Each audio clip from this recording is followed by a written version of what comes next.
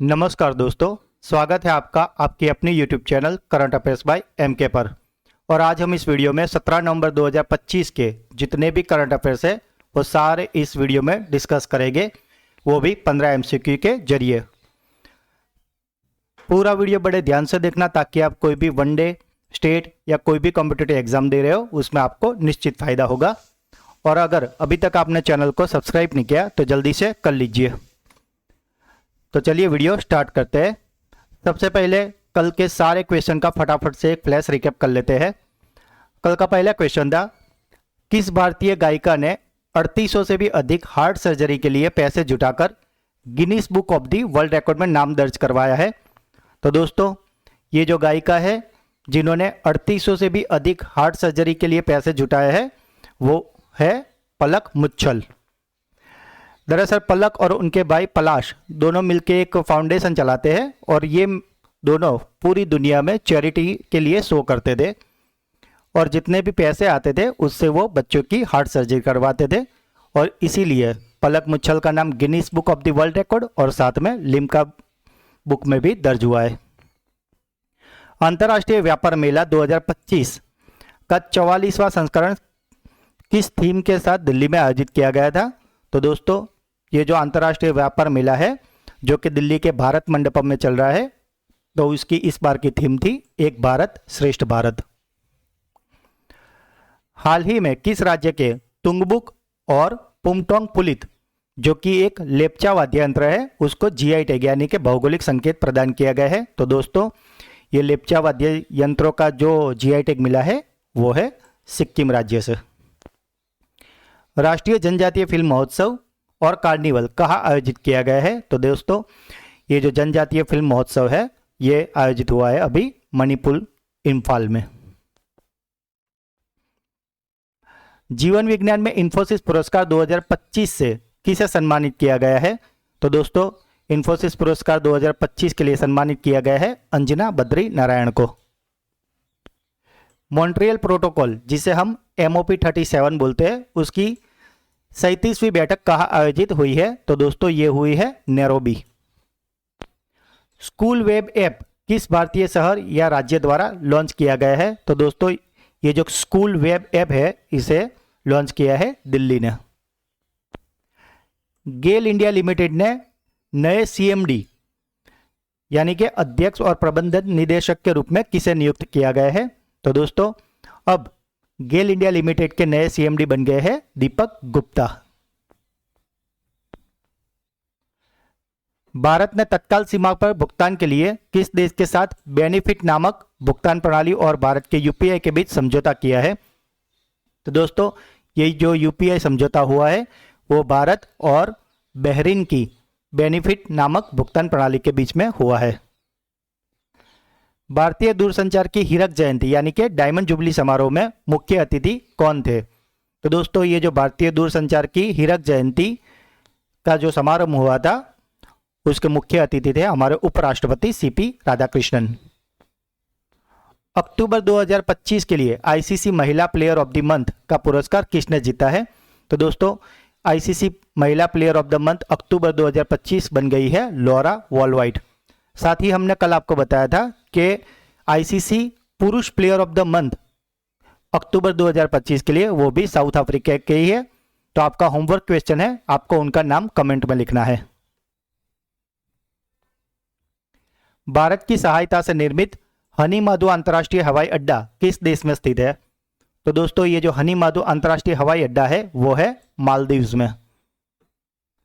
UNESCO मानव एवं जैव मंडल परिषद के लिए किस देश को 2025 से 29 के कार्यकाल के लिए चुना गया है? तो दोस्तों, ये जो यूनेस्को का मानव एवं जैव मंडल परिषद है इसके लिए 25 से 29 के लिए चुना गया है ओमान को। वॉक टू मार्स पहल शुरू करने वाला पहला देश कौन सा है? तो दोस्तों, ये जो वॉक टू मार्स पहल है ये शुरू की है संयुक्त अरब अमीरात ने। और जैसे कि हमने आपको कल बताया था, ये वॉक टू मार्स में साइकिलिंग चलाना, तैरना, पैदल चलना जैसी फिजिकल एक्टिविटीज़ को इन्होंने शामिल किया है। जैसे कि हमारे यहाँ फिट इंडिया होता है उसी तरीके का ये प्रोग्राम है वॉक टू मार्स। कल का आखिरी क्वेश्चन था, भारत का पहला क्वांटम डायमंड माइक्रोस्कोप किस संस्थान ने विकसित किया है? तो दोस्तों ये विकसित किया है आईआईटी बॉम्बे ने। तो दोस्तों ये थे कल के 15 क्वेश्चन जिसका हमने अभी फटाफट से फ्लैश रिकैप किया है। पिछले वीडियो में हमने इसे काफ़ी डिटेल में और अच्छे से कवर किया था, तो अगर अभी तक आपने वो वीडियो नहीं देखा तो उसका लिंक डिस्क्रिप्शन में है, उसे जरूर देख लीजिए। तो चलिए शुरू करते हैं आज का सेशन। आज का पहला सवाल है, भारत में जनजातीय गौरव दिवस यानी कि ट्राइबल प्राइड डे प्रतिवर्ष कब मनाया जाता है? तो दोस्तों जैसे कि आप जानते हो कि हाल ही में भगवान बिरसा मुंडा की 150वीं जन्म जयंती के उपलक्ष्य में काफ़ी सारे कार्यक्रम हो रहे हैं और ये जनजातीय गौरव दिवस भी मनाया जाता है उन्हीं के जन्म जयंती पर यानी कि 15 नवंबर को। 2028 में ग्रीष्मकालीन ओलंपिक खेलों का आयोजन किस देश में होगा? तो दोस्तों ये जो ग्रीष्मकालीन ओलंपिक खेल है इसका आयोजन होने वाला है संयुक्त राज्य अमेरिका में। आप ये लोगो देख सकते हैं, इसमें लिखा है LA28 यानी कि लॉस एंजलिस 2028। लॉस एंजलिस जो कि संयुक्त राज्य अमेरिका का ही एक शहर है।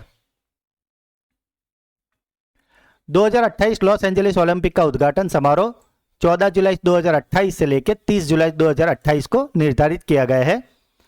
ओलंपिक इतिहास में पहली बार कुल एथलीटों में महिलाओं की संख्या जो उनकी भागीदारी होगी वो ऑलमोस्ट पुरुषों के बराबर यानी कि 50.5% से भी अधिक होगी, जो कि लैंगिक समानता की एक दिशा में एक बड़ा कदम है। इसमें एक खास बात यह है कि 100 वर्षों से भी अधिक अंतराल के बाद क्रिकेट इन ओलंपिक खेलों में वापस आएगा, जिसमें पुरुषों और महिलाओं दोनों की टीमें प्रतिस्पर्धा करेगी और इन खेलों को अब तक का सबसे बड़ा ओलंपिक खेल माना जा रहा है, जिसमें 18 क्षेत्रों और 49 स्थानों पर 36 खेल और 51 विधाएं शामिल होगी। नेक्स्ट क्वेश्चन, कामिनी कौशल ने अपने अभिनय करियर की शुरुआत किस फिल्म से की थी? तो दोस्तों ये है कामिनी कौशल जी और हाल ही में इनका निधन हुआ है और उन्होंने अपने अभिनय करियर की शुरुआत की थी नीचा नगर से।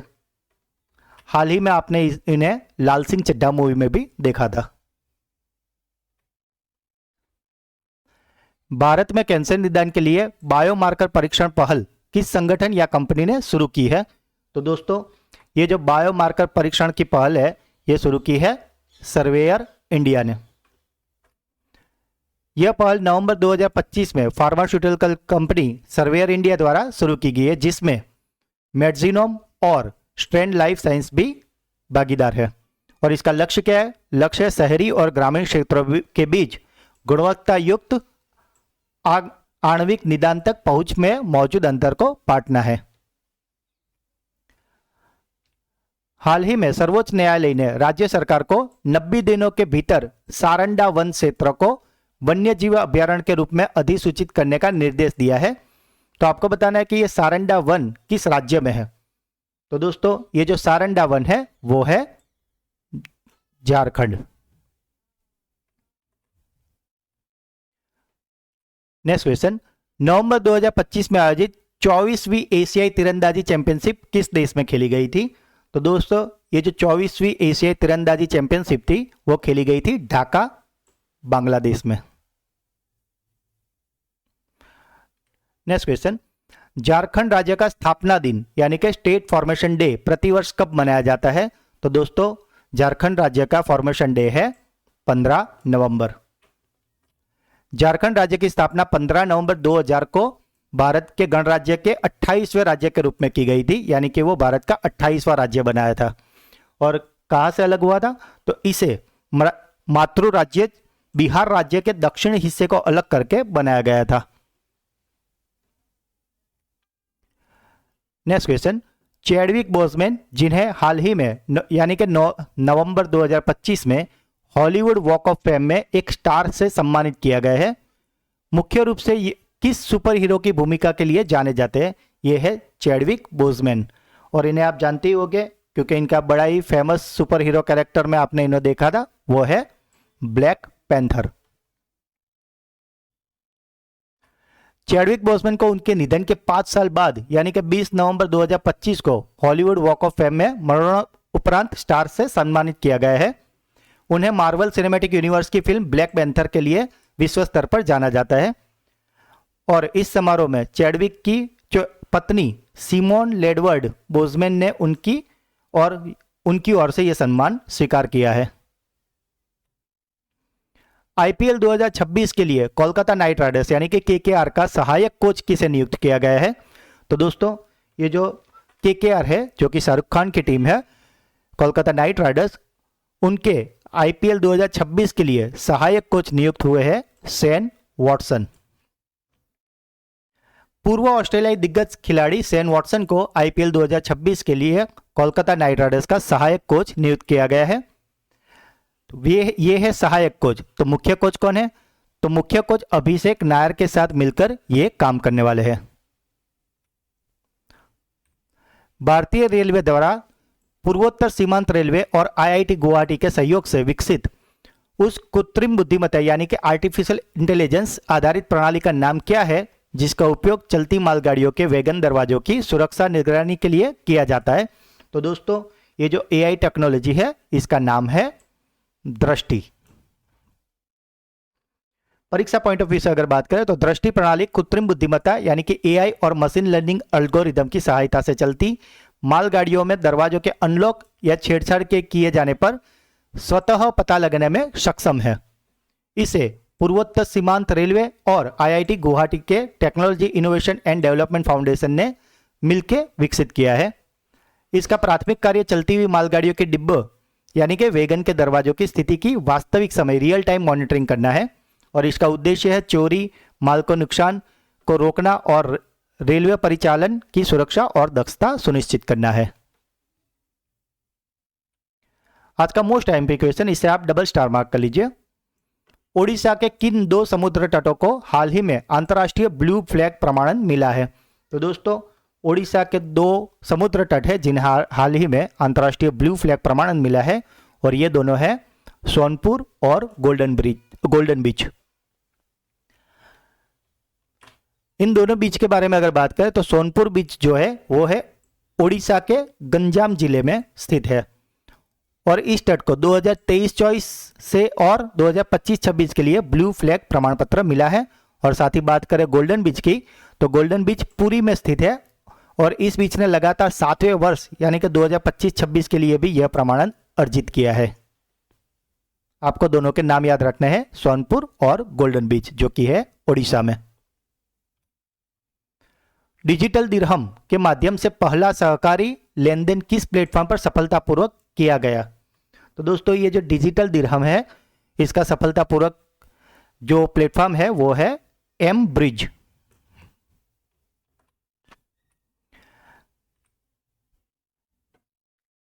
एग्जाम पॉइंट ऑफ व्यू की अगर बात करें तो एम ब्रिज प्लेटफॉर्म जो एक multi central bank digital currency platform है, इसे लेन देन को 2 मिनट से भी कम समय में पूरा किया गया है, जिससे डिजिटल दिरहम की दक्षता साबित हुई है। यह यूएई की राष्ट्रीय फिएट मुद्रा यानी कि दिरहम का एक डिजिटल रूप है, जिसे यूएई के केंद्रीय बैंक द्वारा जारी और विनियमित किया जाता है। एम ब्रिज की अगर बात करें तो यह प्लेटफॉर्म एक सहयोगी परियोजना है। यह ब्लॉकचेन तकनीक का उपयोग करके मध्यस्थों के बिना डिजिटल मुद्राओं के तत्काल निपटान की सुविधा प्रदान करता है, और इसका उद्देश्य है डिजिटल दिरहम पहल यूएई के वित्तीय बुनियादी ढांचे को आधुनिक बनाना और देश के डिजिटल अर्थव्यवस्था को बढ़ावा देने का व्यापक लक्ष्य है। नेक्स्ट क्वेश्चन, पेटेंट फाइलिंग के मामले में भारत अब दुनिया के किस स्थान पर है? तो दोस्तों जो पेटेंट फाइलिंग है, इसमें अब भारत बन गया है 6ठे नंबर का।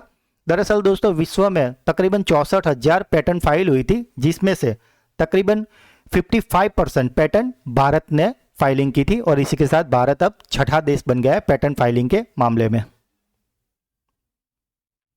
नेक्स्ट क्वेश्चन, केरल सरकार द्वारा नौकरी के इच्छुक उम्मीदवारों को वित्तीय सहायता प्रदान करने के लिए शुरू की गई योजना का नाम क्या है? तो दोस्तों ये जो केरल सरकार है, उन्होंने जो भी नौकरी यानी कि जॉब एस्पिरेंट बंदे हैं, उनके लिए एक योजना शुरू की है, जिसका नाम है प्रज्वला कनेक्ट टू वर्क योजना। इसका उद्देश्य है आर्थिक रूप से कमजोर वर्गों के उन युवाओं को वित्तीय सहायता प्रदान करना है जो फाइनेंशियली ज्यादा कैपेबल नहीं है। और इस योजना में उनको क्या मिलेगा? तो अधिकतम 12 महीनों की अवधि के लिए 1,000 रुपये मासिक सहायता प्रदान की जाएगी। लेकिन इसके लिए भी कुछ शर्तें हैं कि जो भी उम्मीदवार है उनकी आयु 18 से 30 वर्ष के बीच होनी चाहिए और साथ ही उनके परिवार की वार्षिक आय 1 लाख से अधिक नहीं होनी चाहिए।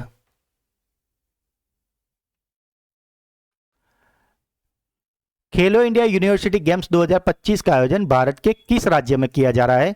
तो दोस्तों, ये जो खेलो इंडिया यूनिवर्सिटी गेम्स है, इसका आयोजन हाल ही में हुआ है राजस्थान में।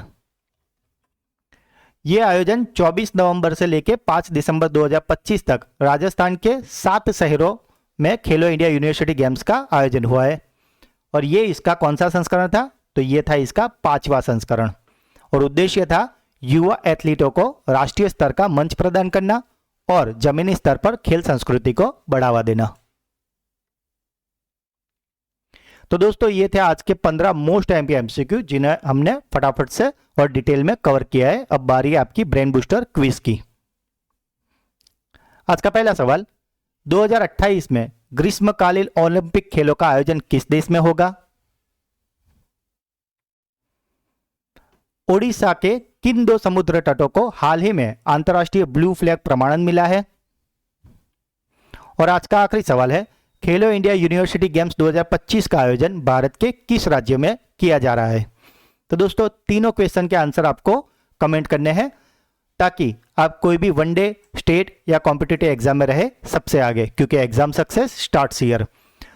तो दोस्तों, अगर वीडियो अच्छा लगा है तो इसे लाइक करें, जो भी क्वेश्चन पूछे गए या अगर आपका कोई डाउट है तो इसे कमेंट कीजिए और इस वीडियो को अपने व्हाट्सएप टेलीग्राम चैनल पर ज़्यादा से ज़्यादा शेयर कीजिए। और अगर अभी तक चैनल को सब्सक्राइब नहीं किया तो प्लीज़ जल्दी से कर लीजिए। तो मिलते हैं अगले वीडियो में, तब तक के लिए पढ़ते रहिए, आगे बढ़ते रहिए। धन्यवाद।